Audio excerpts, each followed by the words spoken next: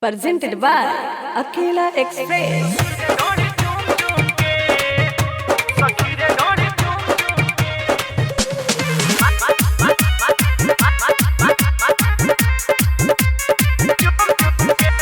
गर्मी में गरम क देता जवानी, भइल बा बेशरम छोड़ा देता पानी। सखी रे गर्मी में गरम क देता जवानी, भइल बा बेशरम छोड़ा देता पानी।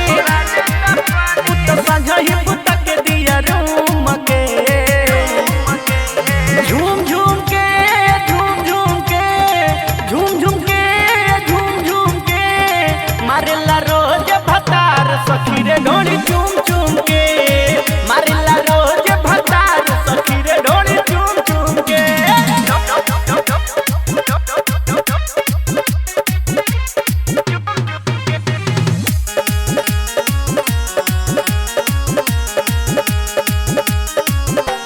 तनिको रहम नहीं हमरा पकड़े, बाटे बड़ी नीरदैया रे। उठे दरदिया पजरिया में हमारा, बैदो से लावे न दबैया रे। तनिको रहम नहीं हमरा पकड़े, बाटे बड़ी नीरदैया रे। उठे दरदिया पजरिया में हमारा, बैदो से लावे न दबैया रे।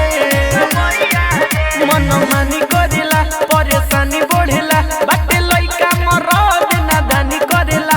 धके लागे सुघरा में दुनु बूम के,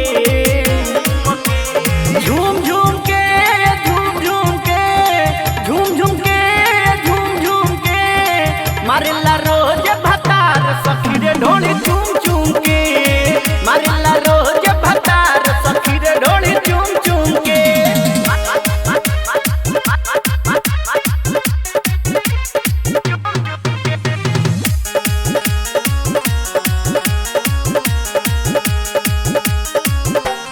बहे पसीना दहेला उठलाली, केयर करे नाही रूप के।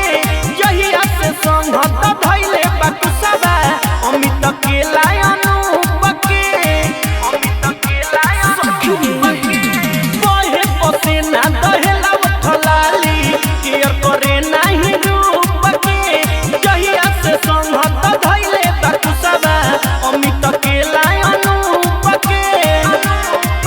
पूरा हाल करेला जियल काल करेला, काटी काटी दुनु गाल हमर लाल करेला।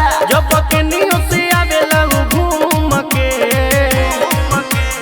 झूम झूम के झूम झूम के झूम झूम के झूम झूम के मारेला रोज भतार सखी रे ढोली चूम चूम